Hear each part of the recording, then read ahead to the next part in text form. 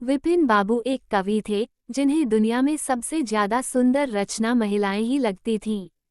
इनकी कविताओं में भी सिर्फ महिलाओं के रूप, सुंदरता और यौवन की ही तारीफ हुआ करती थी। जैसे ही किसी महिला का जिक्र होता तो ये अलग और सुंदर सी कल्पना की दुनिया में चले जाते थे। इन्होंने अपने जीवन में भी एक ऐसी ही सुंदर महिला की कल्पना की थी। विपिन बाबू के मन में था कि उनकी पत्नी फूल सी कोमल, सूरज जैसी चमक, कोयल सी आवाज और सुबह की लाली से शोभित हो। अब विपिन बाबू के कॉलेज की परीक्षा भी खत्म हो गई थी। विपिन के लिए कई सारे रिश्ते आ रहे थे। एक दिन विपिन के मामा ने उसकी शादी भी तय कर दी। विपिन का मन लड़की देखने का था। उसे देखना था कि जैसी पत्नी की वो कल्पना करता है वो वैसी है या नहीं। विपिन ने मामा से अपनी होने वाली पत्नी को देखने का निवेदन किया, लेकिन मामा ने उसे कहा कि वो बहुत ही सुंदर है, उन्होंने उसे खुद देखा है। मामा की बातों पर भरोसा करके विपिन ने शादी के लिए हाँ कर दी। शादी का दिन भी आ गया। मंडप के पास बैठा विपिन अपनी पत्नी को देखने के लिए उतावला था। होने वाली पत्नी को उसने गहनों से सजा हुआ देखा।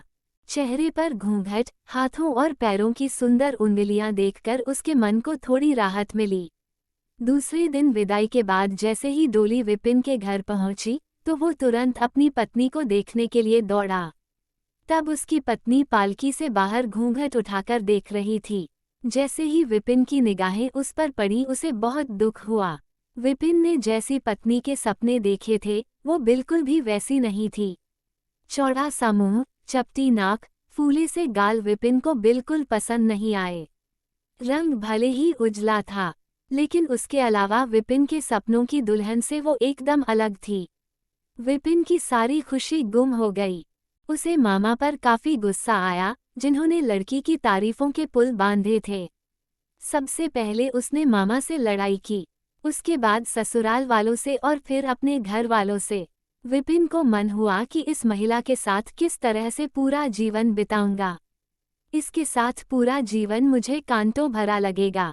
मैं सोच भी नहीं सकता कि ऐसी महिला से मेरी शादी हो गई है। मेरे क्या ख्वाब थे और क्या हो गया। भगवान को मेरे साथ ही ऐसा करना था। फिर उसके मन में हुआ कि शादी मैंने जबरदस्ती तो की नहीं थी।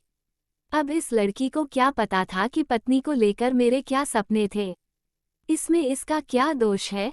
इस सोच के बाद भी विपिन का दिल उसे स्वीकार करने को तैयार नहीं था। वो घंटों श्रृंगार करती थी, अपने बाल संवारती थी, लेकिन विपिन के मन को बिल्कुल भी नहीं भाती। विपिन हरदम उससे दूर भागता था और उसकी पत्नी पूरे भाव के साथ उसकी सेवा करना चाहती थी। विपिन घर में पल भर भी नहीं टिकता था। जब भी विपिन की पत्नी आशा उससे कुछ बात करने की कोशिश करती, वो उसे दो खरी खोटी सुना देता। विपिन रोज दोस्तों के साथ बाहर जाता और पत्नी घर में उसका इंतजार करती रह जाती। काफी दिनों के बाद विपिन घर खाना खाने के लिए आया। तब आशा ने कहा कि आप मेरी वजह से घर में रहना ही छोड़ देंगे क्या। विपिन ने मुंह मोड़ते हुए जवाब दिया, घर में ही तो रहता हूँ, बस आजकल नौकरी ढूंढने के लिए ज्यादा दौड़ भाग करनी पड़ रही है। आशा ने कहा, मैं खूब जानती हूँ कि आप घर में क्यों नहीं टिकते हैं। आप किसी डॉक्टर से बात करके मेरा चेहरा वैसा क्यों नहीं बना देते जैसा आप चाहते हैं। विपिन ने चिढ़ते हुए कहा, क्यों तुम बेवजह फिजूल की बातें कर रही हो। तुम्हें यहाँ आने के लिए किसने कहा। उसकी पत्नी ने पूछा, जब आपको किसी चीज से परेशानी है तो उसका इलाज भी करना होगा ना। तब विपिन बोला, भगवान जिस काम को नहीं कर पाया उसे मैं कैसे कर दूंगा।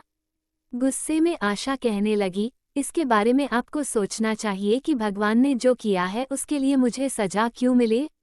हर तरह की सूरत वाले लोग दुनिया में हैं, लेकिन उनके पति ऐसा व्यवहार उनसे नहीं करते। विपिन ने झल्लाते हुए जवाब दिया कि क्या मैं तुमसे कोई गलत व्यवहार करता हूँ। क्या कभी मैंने तुमसे लड़ाई की है। तुम ही मेरे सामने आकर मुझसे बहस करने लगती हो। ये सब सुनकर आशा वापस चली गई। उसे लगा कि इन्होंने मेरे प्रति अपना दिल पत्थर का बना लिया है, अब ये मेरी एक नहीं सुनेंगे। इधर विपिन का ऐसा रवैया देखते देखते आशा बीमार हो गई। वो अपनी जिंदगी से निराश थी। उधर बीमार आशा को देखने विपिन एक बार भी नहीं गया। उसके मन में था कि इसे कुछ हो जाए तो इस बार अपनी पसंद की लड़की से शादी कर लूंगा। अब तो विपिन को और भी छूट मिल गई थी। पहले कभी कभी आशा रोकती टोकती और बाहर जाने की वजह पूछ लेती, लेकिन अब विपिन पूरी तरह आज़ाद था। गलत आदतों में पड़कर विपिन सिर्फ अपने पैसे ही बर्बाद नहीं कर रहा था, बल्कि सेहत और चरित्र सब कुछ खो रहा था। ऐसे चलते विपिन का पूरा शरीर पीला और कमजोर पड़ने लगा। शरीर में सिर्फ हड्डियां ही नजर आ रही थीं और आंखों के आसपास काले घेरे व गड्ढे पड़ गए थे। अपने चेहरे को देखकर रोज विपिन उसे संवारने की कोशिश करता, लेकिन कुछ हो नहीं पाता। एक दिन महीनों से बीमार पड़ी आशा बरामदे के पास चारपाई पर लेटी थी। उसने विपिन को काफी समय से नहीं देखा था, इसलिए किसी से विपिन को बुलावा भेजा। आशा के मन में था कि बुलावा तो भेज दिया है, लेकिन वो आएंगे नहीं। आशा का बुलावा मिलने पर आज विपिन पहले की तरह झल्लाया नहीं। वो बिना संकोच किए आज आशा के पास जाकर खड़ा हो गया। जैसे ही आशा ने उसे देखा तो हैरान हो गई। उसने पूछा, क्या आप बीमार हैं? बहुत दुबले हो गए हैं और पहचान में भी नहीं आ रहे हैं। विपिन ने कहा, जिंदा रहकर भी अब क्या करना है।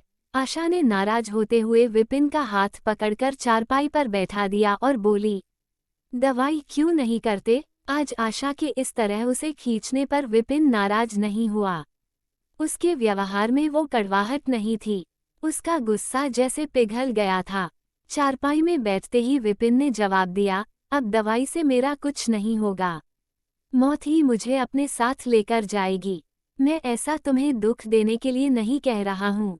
मैं भयंकर रोग से ग्रस्त हूँ और अब मैं बच नहीं सकता। इतना कहते ही विपिन चारपाई पर बेहोश होकर गिर गया। उसका पूरा शरीर कांपने लगा और पसीना पसीना हो गया। विपिन की ये हालत देखकर महीनों से बीमार पड़ी आशा झट से बिस्तर से उठ गई। वो पानी लाकर विपिन के चेहरे पर मारने लगी, लेकिन उसे होश नहीं आया। शाम तक विपिन का मुंह टेढ़ा हो गया और शरीर में कोई हरकत नहीं थी। ये लकवा था जिसकी चपेट में विपिन आ गया था। इस रोग में बीमार आशा ने विपिन की खूब सेवा की। लगातार 15 दिन तक विपिन की स्थिति नाजुक बनी रही। दिन रात एक करके आशा द्वारा की गई मेहनत रंग लाने लगी। विपिन की हालत कुछ संभली, लेकिन अभी भी आशा अपनी गोद में सुलाकर ही विपिन को दवाई पिलाती और खाना खिलाती थी। इन सब में वो अपनी तबीयत को जैसे भूल ही गई थी। शरीर बुखार से तपता था, लेकिन उसे विपिन की स्थिति के सामने खुद की सेहत कुछ भी नहीं लगती थी। अब विपिन के दोनों पैरों में थोड़ी ताकत आने लगी थी। होते होते 4-5 महीने में वो अपने पैरों पर खड़ा होने लगा, लेकिन उसका मुंह टेढ़े का टेढ़ा ही रहा। उसके चेहरे पर पहले जैसी रौनक भी नहीं रही। एक दिन अपना चेहरा शीशे में देखने के बाद विपिन ने कहा कि मुझे भगवान ने अपने किए की सजा दी है। आशा, मैंने तुम्हें सुंदर नहीं माना और आज देखो मैं कितना कुरूप हो गया हूँ।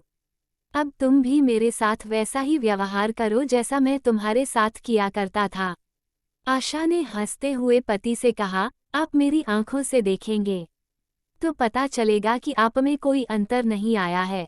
आप पहले जैसे थे अब भी वैसे ही हैं। विपिन बोला, अच्छा, बंदर जैसा मुंह दिख रहा है और तुम कहती हो कोई अंतर नहीं आया है। तुम्हें मालूम है न, भगवान ने मुझे मेरी करनी की सजा दी है।